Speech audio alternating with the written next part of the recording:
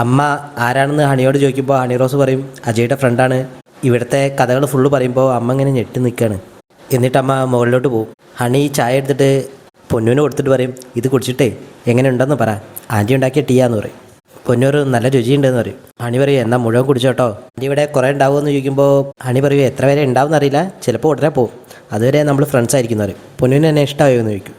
പൊന്നൂർ ആന്ന് പറയും. ഹണി പറയും ആൻറ്റിക്ക് സുന്ദരിക്കുട്ടിയെ ഒരുപാട് ഇഷ്ടമായി എന്ന് പറയും. അത് ആരാണെന്ന് അമ്മ അപർണയോട് പോയി ചോദിക്കുമ്പോൾ അപർണ പറയാണ് മക്കളെ എങ്ങനെ ജീവിക്കുന്നു കൂടി അന്വേഷിക്കണം, അവരും നിങ്ങളുടെ മകനും ലിവിങ് ടുഗദറിലായിരുന്നു എന്നൊക്കെ. അവൾ താമസിക്കുന്നത് തന്നെ അജയുടെ മുറിയിലാണ്. ഇതൊക്കെ കേട്ടിട്ട് അമ്മ പറയും ദൈവമേ ഞാൻ അവളെ എങ്ങനെ ഇറക്കി വിടും, അവനെ കൊണ്ടുപോകാനാണ് അവൾ വന്നിരിക്കുന്നത്. അവൾക്ക് കൊടുക്കാനുള്ള തുക 10-50 ലക്ഷമൊന്നുമല്ല, 25 കോടിയാണ്. രക്ഷിക്കാൻ പ്രഭാതിയമ്മയുടെ കയ്യിൽ കാശുണ്ടോ? രക്ഷിച്ചാൽ തന്നെ എന്ത് ജീവിതാ മോനെ കിട്ടാൻ പോകുന്നത്? നിരഞ്ജനയ്ക്ക് അവനെ വേണ്ട, അജയ്ക്ക് നല്ലത് ഹണിയുടെ കൂടെ പോകുന്നതാ. അവളവനെ തീറ്റിപ്പോറ്റി കഴുത്തിൽ ചെങ്ങലയിട്ട് കൊണ്ടു നടന്നോളും.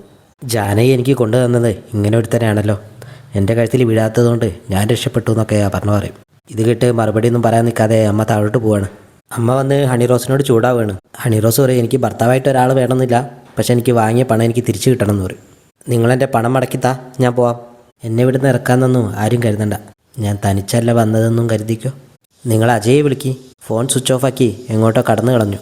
പണം കിട്ടിയാലേ തിരിച്ചു പോകുമെന്ന് പറഞ്ഞിട്ട് ഹണി റോസ് റൂമിലേക്ക് പോവാണ്.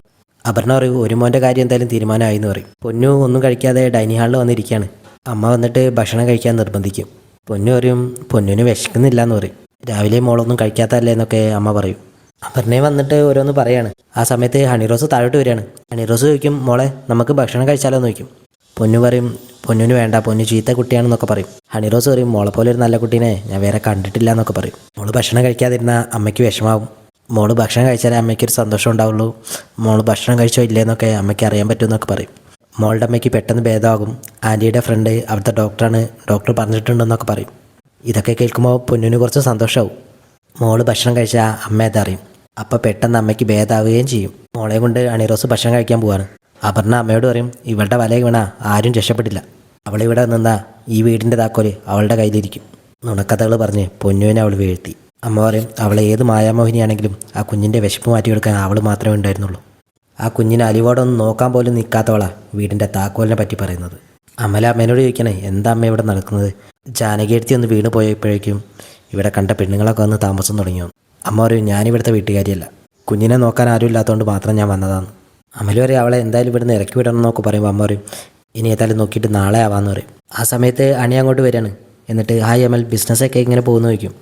അമൽ ചോദിക്കും അത് ചോദിക്കാനാണ് ഇങ്ങോട്ട് വന്നതെന്ന് ചോദിക്കും. നിങ്ങളൊക്കെ എന്തിനാണ് എന്നോട് ശത്രുവിനെ പോലെ പെരുമാറുന്നത്? ഞാൻ നിങ്ങളുടെ ഒന്നും അപഹരിക്കാൻ വന്നതല്ല.